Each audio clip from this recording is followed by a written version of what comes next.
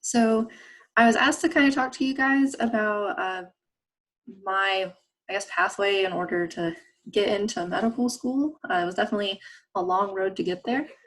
So I'm going to start off by giving you guys a little bit of background information about myself. I grew up in Sylvan, North Carolina, so I'm a local here in Cullowhee. Don't know if any of you guys are also local.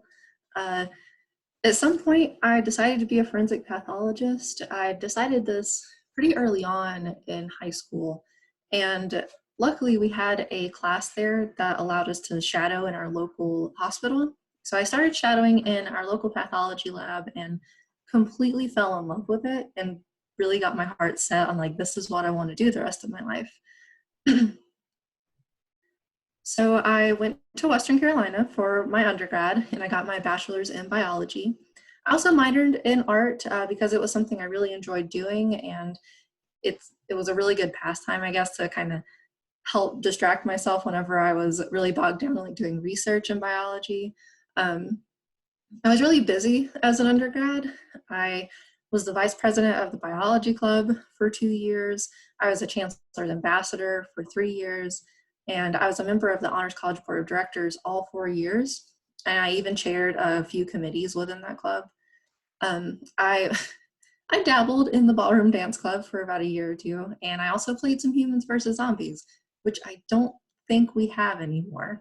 Um, I also did the 3-semester-long senior thesis project for my research in biology. Since that's a requirement, you can do either like a 3-semester-long project, or you can do a 1-semester-long class of some sort.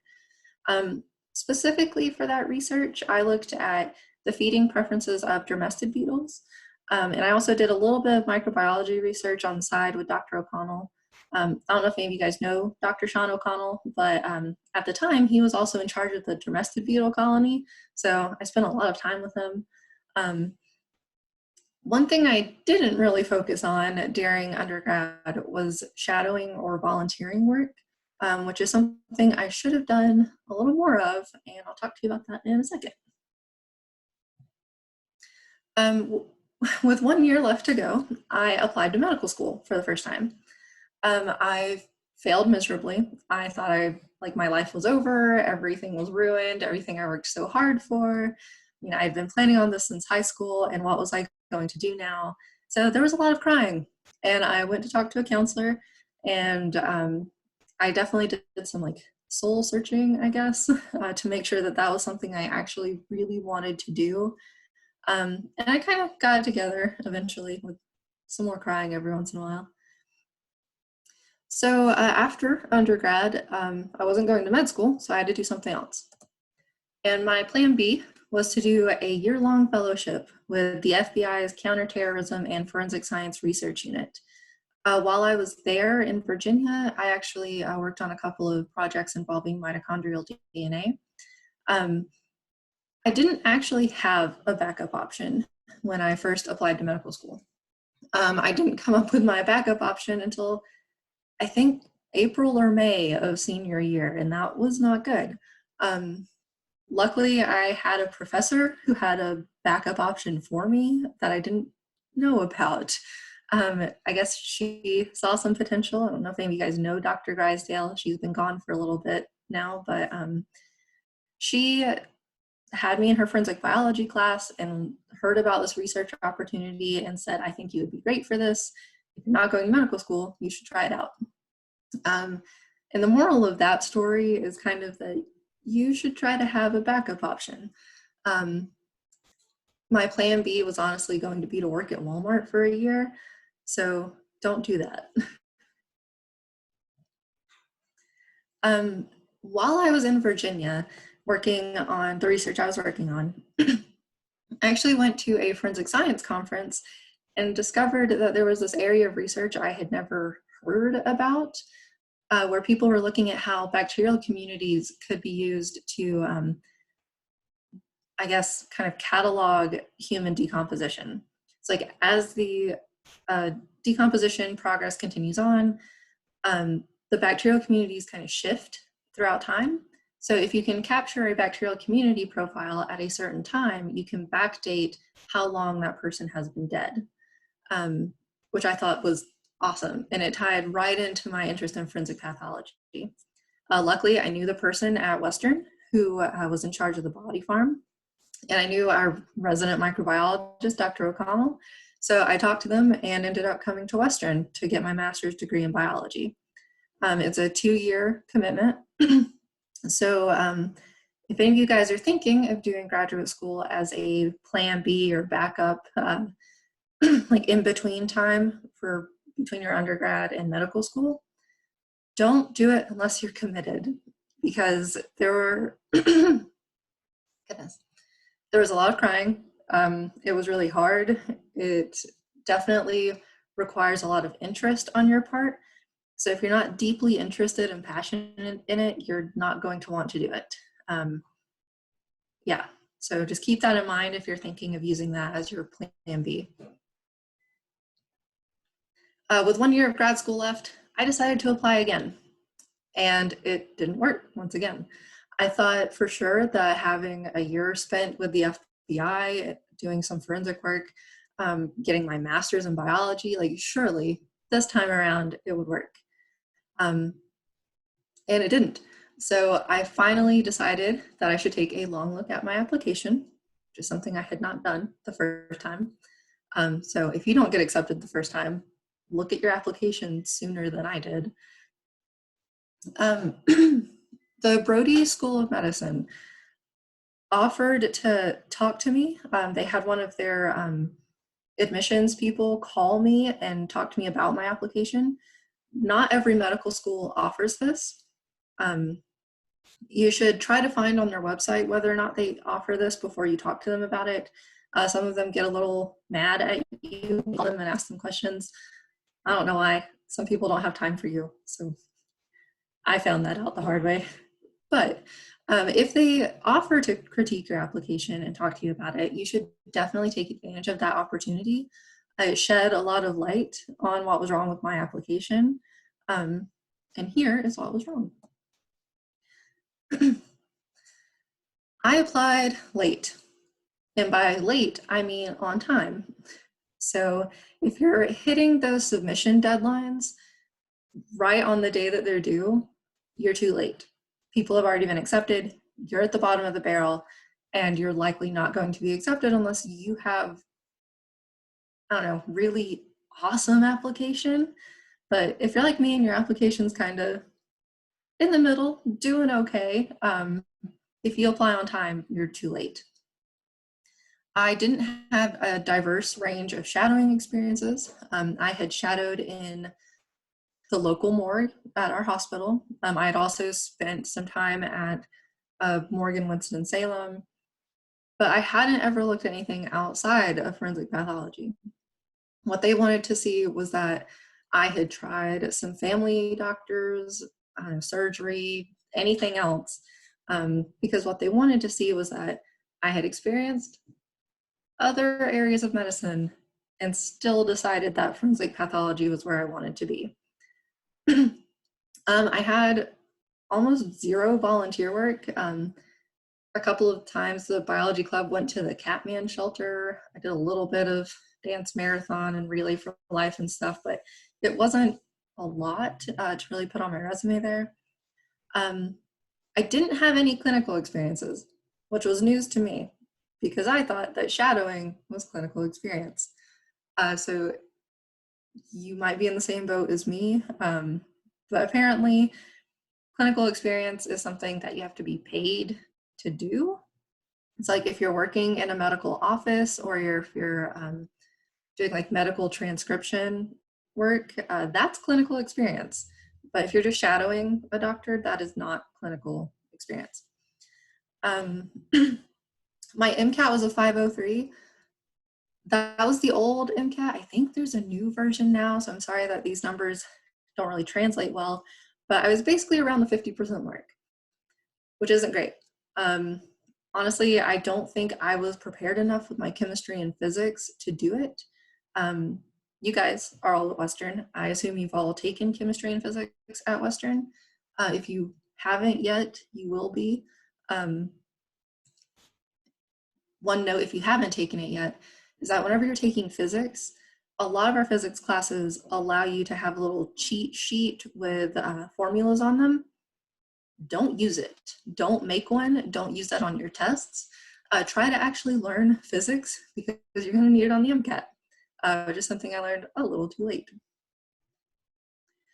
So I applied again at the end of, oh goodness, time doesn't mean anything anymore. So May, yes, back in May of 2019, I applied again. I didn't have any school left, so I needed a plan B once again.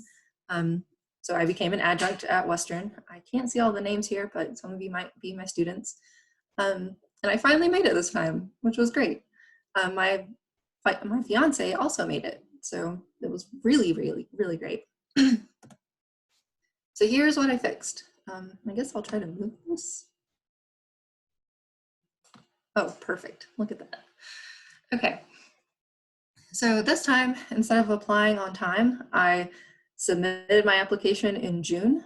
A lot of deadlines say that you don't have to apply and submit your application until September. So this time I was a few months ahead. And I also submitted my secondaries within a couple weeks of receiving them. The first 2 times around, that was something I really struggled with because the application process is really long and it's really hard and it's really tedious. So when you start getting these secondaries thrown your way, I kind of got stuck in this stressed limbo of I'll make it by the deadline, but I don't know if I can get it early.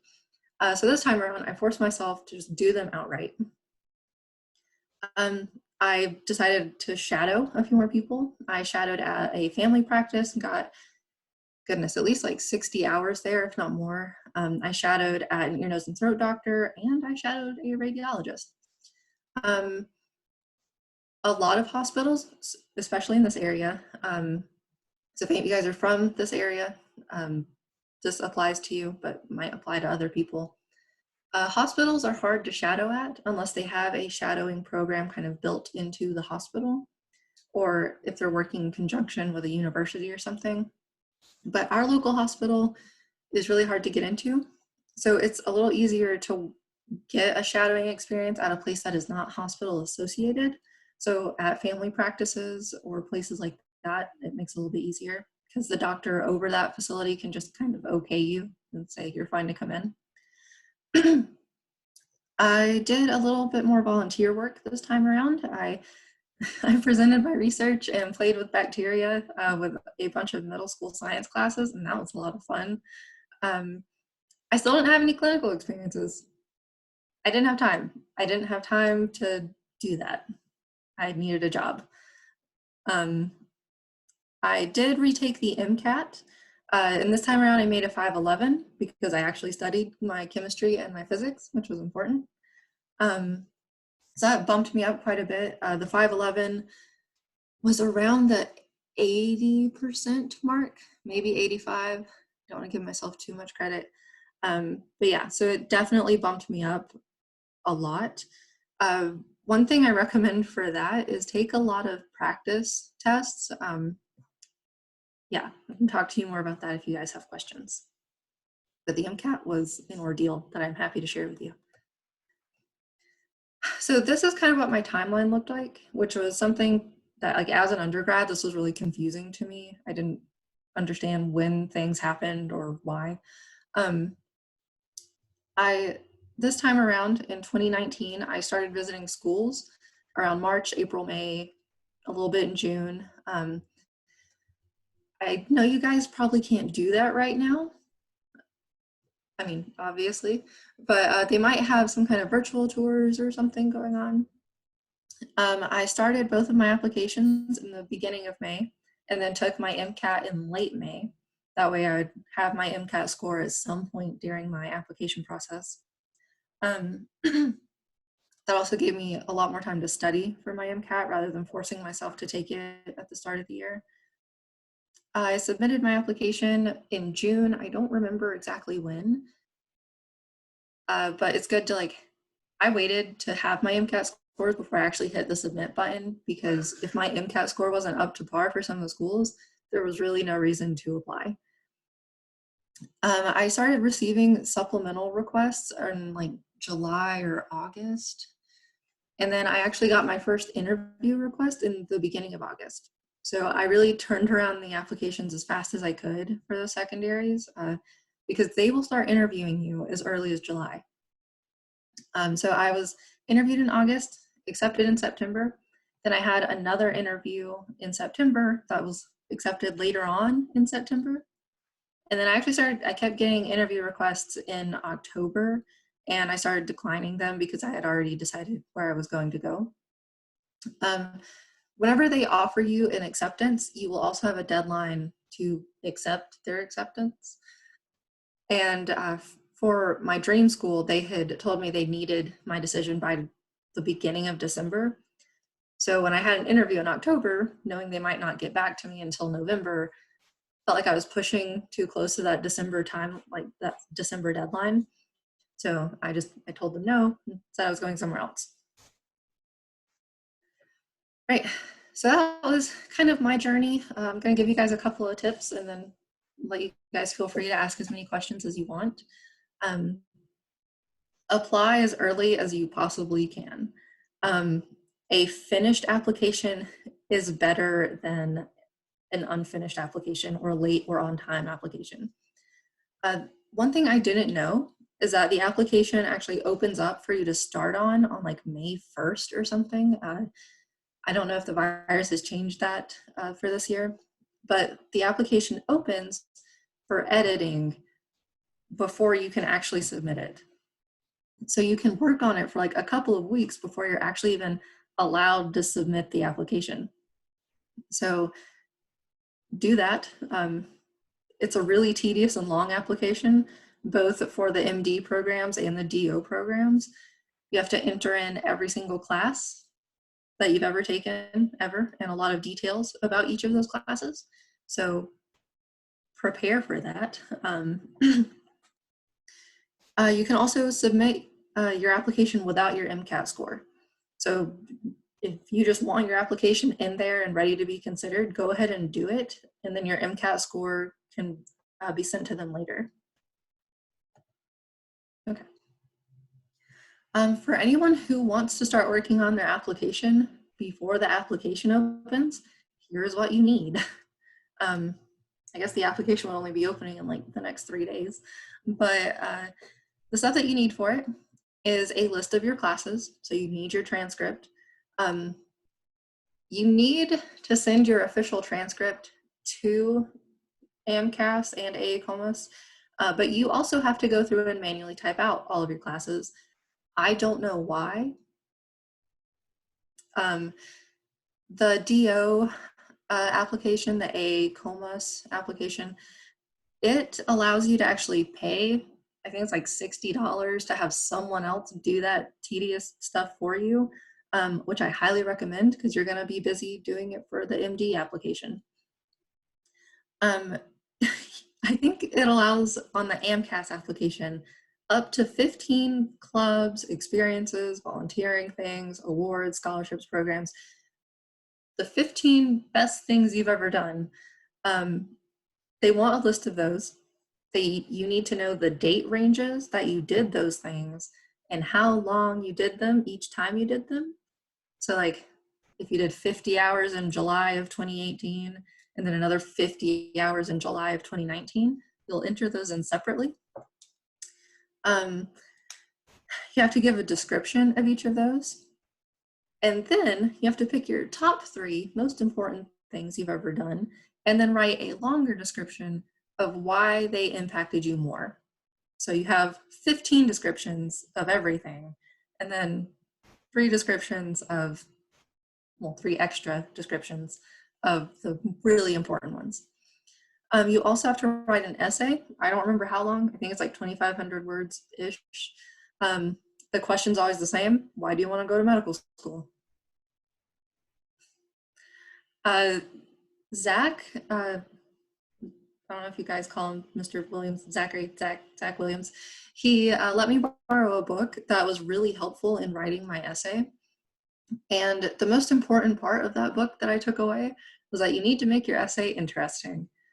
Um, you want to open up with not like, I come from a small town in North Carolina and I've always wanted to be a doctor because of this. I tried to open up with like an action sequence of visiting a crime scene for the first time because it was really cool. And it kind of helps solidify what I want to do in my mind. So try to open up with something interesting. Um, you'll need a list of the schools you're applying to. You might not have that list yet. That's okay. Sorry, I got an email. You'll also need money. That's an important thing. For the first time around, you're probably going to spend around $600. I think that was for applying to 7 to 10 schools, was about 600. Submit your supplemental applications as quickly as you can. If you can submit them the same day you get them, kudos to you. I could not. But at least try to get them in within like a week or two. Don't sit on them for too long.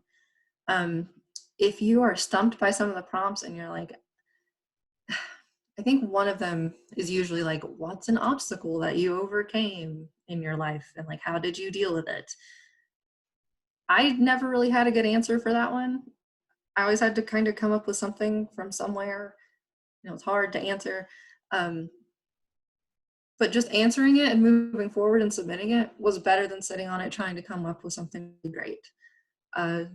So yeah, really just try to finish them. You should start visiting schools. That's something I didn't know I should do. So this time around was a completely different experience for me. If you haven't thought about visiting schools, you should start thinking about it. If they know you, it makes it a lot easier for them to look for your application. Most of the time, people giving the tours is someone who is on the admissions selection committee. They're involved with the admissions process in some way. So if they know your name and your face, you can actually email them and say, hey, I submitted my application, just so you can look out for it. I had a lot of people offer to do that for me as well, which was really nice. It gave me a point of contact for whenever I would get tripped up on an application or if I was getting worried that it was taking too long, could email them and they'd say, everything's okay, we have your application, everything's looking fine. And if you tell them that you submitted your application, they can start looking for it and move it, I guess, to a pile where they look at them. I don't know how that part actually works behind the scenes. One thing that's really great about visiting the schools is that you get to see what the school and their facilities are like. One program up in West Virginia that I went to actually had a really neat like rural health program where they like took their students down into lumber yards and mine shafts to kind of teach them about what injuries they would be receiving working in a rural area like that. People are going to get injured on their job in those kinds of places, so they're going to see those injuries a lot more often. So knowing about that program meant that when I went to visit that school for an interview, I could talk to them about my interest in that program. So if you know more about the school and what it offers, you have a lot more question and answer fodder during your interview. So it looks like you have studied up and done your research because you have. One thing I didn't know was as important as it is, make sure you pick a school to apply to that your mission actually like their mission actually matches you, I guess. The school I ended up going to was Lincoln Memorial University. And in their mission statement, they talk about providing healthcare to rural Appalachia. I'm like, this is perfect. This is where I grow up. It's where I want to live. There's not really a better school for me. It's located in the mountains of Tennessee. I'm from the mountains. This is perfect. You don't want to apply to somewhere that's going to want to keep you in research in a city if that's not where you want to be. A lot of schools want to create primary care providers. If you want to be a primary care provider, that's awesome. If you don't, maybe you should reconsider applying there. Here's a tip specifically for those of you who are like me, who come from a rural place in southern states, like Western North Carolina, and possibly some rural areas in Eastern North Carolina. You should look at Campbell University. They are in North Carolina. The place where I am going to, Lincoln Memorial University's DeBusk College of Osteopathic Medicine, or DCOM. You'll notice that a lot of DO schools have the same sounding acronyms, so like DCOM, VCOM, PCOM, LivSom. Yeah, you should apply to those places. The Edward Fire College of Osteopathic Medicine, they've got a place in Spartanburg, South Carolina, 2 hours away. Multiple people from my high school, Smoky Mountain High School, have been accepted there. The Philadelphia College of Osteopathic Medicine, they've got a place in northern Georgia. They were a really nice place to visit. They also care about like rural areas. In Western, like the place I mentioned, West Virginia School of Osteopathic Medicine, they had the really awesome rural health program. And those are some places that should be on your list if you come from areas that are similar to here. One thing I wanted to talk about really quick are DO programs. The first and honestly second time around, I didn't know what a DO was, which was on me. I should have looked that up a little better. DO stands for Doctor of Osteopathy. Every time I heard that as an undergrad, I thought, oh, so it's homeopathy or like a chiropractor. It's garbage. It's not. They learn the same things as MDs do. You take the same boards as MDs if you want to. To be in a DO program, you do have to take the COMLEX, I believe it's called, that board certification. But you can also take the USMLEs, just like an MD would. And you attend the same residencies as MDs. Some of those residencies might want you to take the USMLE before coming to their residency program. So keep that in your mind if you think about doing DOs. But you can have the exact same job as an MD. You would be like in charge of your department or whatever. You would be treating your patients. You would be getting paid the same. Honestly, a lot of patients like don't know that their doctor is a DO. I have heard many stories where hospitals mess up on name tags because they just assume every doctor in their hospital is an MD. So they don't put the DO at the end instead of MD. So like you're the exact same thing. You can do the exact same thing. And actually you can do a little bit more because they teach you physical therapy that they don't teach to MDs. You actually have an entire lab dedicated to learning how to manipulate people, not like chiropractic, because we're not cracking them. We're just like help I don't know if you're even adjusting. Yeah, it's really like physical therapy. You're teaching the patient how to kind of move their arms and things to help them feel better. Great. Thank you for sticking with me through all of that. I'm happy to answer any questions that you guys have. I'm gonna, I guess, stop sharing my screen so we can all stare at each other. And everyone keep in mind that you are currently on mute. And so if you want to talk, go ahead and unmute yourself before you talk. Otherwise, you're just going to be talking to yourself. You can also put things in the chat if you would like to, if you don't want to talk. Oh, is there a MCAT study book or review that you would recommend? One thing that you can find on the MCAS website, there's a little MCAT like study sheet. I think it's like 10 pages long maybe, and that was really helpful because if you can go through each of those subjects in that little tiny 10-page study packet and pretty much understand everything that's in there, then you're all set. It's all of the formulas and everything you'll need. The main thing I suggest is taking the MCAT practice tests that are available on the MCAS or AAMC, the AAMC website. I think they're $25, $30 to take, but it's a full-length test. You can sit there the whole 7.5 hours in your jammies. Definitely do those because that was really helpful. You get your grade back at the end and you can kind of measure how you did. I took a practice MCAT after studying for a while, and I got a 508 on the practice. And then and I thought that was pretty good. So I was hoping to at least get a 508 when I went in, and ended up getting a 511. It's also really nice because it's an online test. So you're at a computer, which I hate. Um, so it was really helpful to kind of familiarize myself with what buttons to click that wouldn't kill the test. So like I learned how to highlight things without breaking everything, which was helpful. Um, let's see. I did watch a lot of crash course videos on YouTube, specifically for chemistry and physics. Those were really helpful. I went through the entire chemistry set of crash course videos. My fiance and I would make a date night out of it. I think it was every Wednesday night we watched Crash Course together, learned about chemistry. It was very romantic.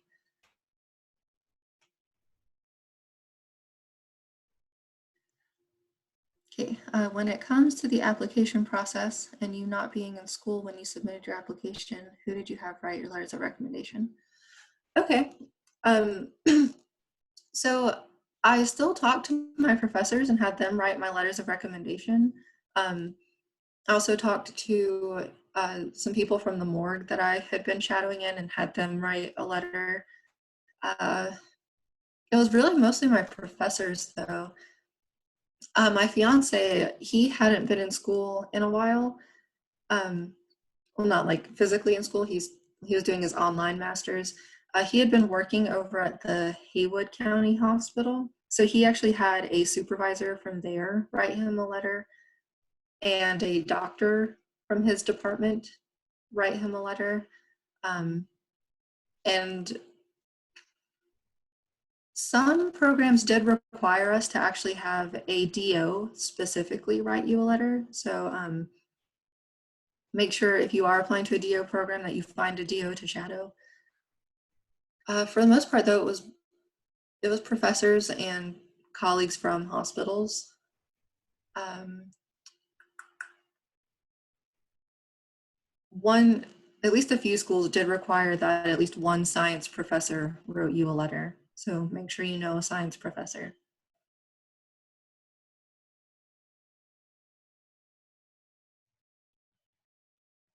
It's really difficult because um, I feel like I'm making pretty great jokes, but I'm not hearing any laughter, so I'm gonna pretend that everybody's laughing with their mics muted. All right, how long did it take you to get your MCAT scores back? I think it took me a month. Yeah, I had them before I submitted. I took the MCAT in May, and I had it by the time I submitted in June. So I think it takes 3 weeks.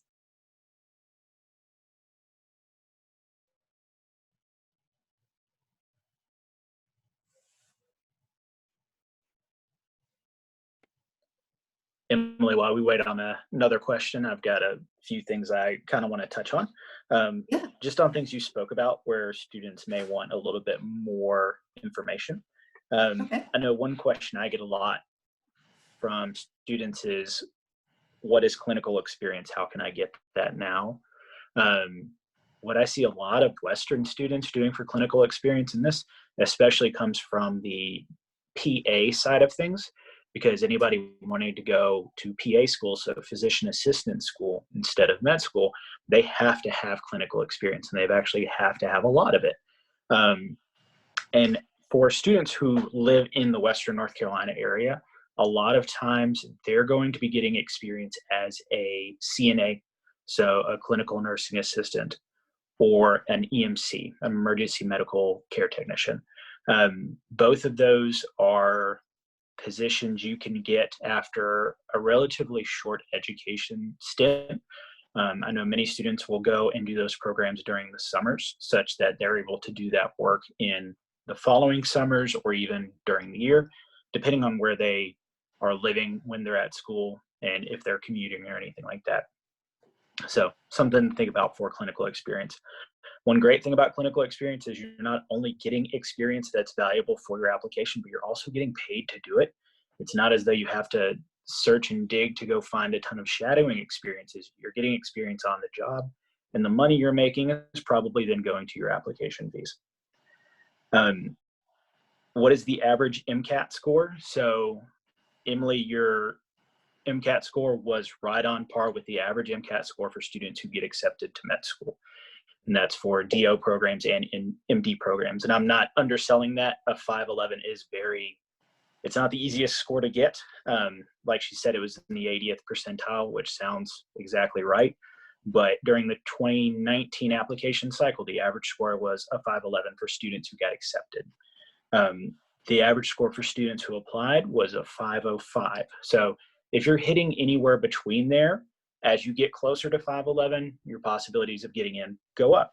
If you score right at 511, you're still not guaranteed to get in. The kind of golden rule is score as good as you can. And if possible, do it the first time.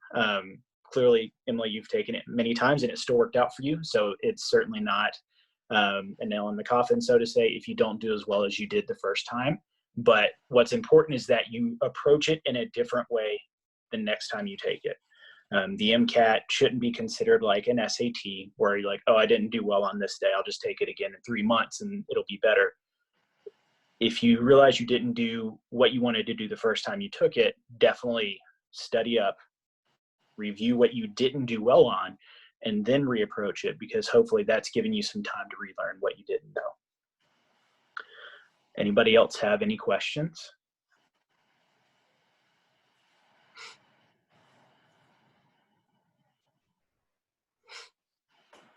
No, I'm not seeing anything right now. All right, everybody. Well, thank you all for joining. And Emily, thank you very much for presenting. I think this was a very good presentation for our students to have, even though they're at home due to COVID-19. So I know I appreciate it, and I'm sure they all do as well. Yeah, thank you for having me. I'm happy to give out my email address if anybody ever wants to ask me any other questions if they come up with some later. Emily, would you like to type it into the comments so that anybody who's here can copy and paste it? I sure can. Okay. Yeah, you guys are welcome to email me if you come up with a question later on that you'd like to ask me. I will say I don't know everything. I mostly just know what it was like to be in your shoes. So that's most of the information I have to offer you. All right. Well, thank you, Emily. And everybody, this was recorded. I will have it posted somewhere. I haven't determined where we're going to be able to post it yet, but it will be available for students to review so long as Emily is okay for her face to be on the internet for the foreseeable future, at least until we have our next student applicant who matriculates in come and present in the same way. So, Emily, thank you again. We do appreciate it. And everybody, I hope you all have a good day. Yeah, thank you.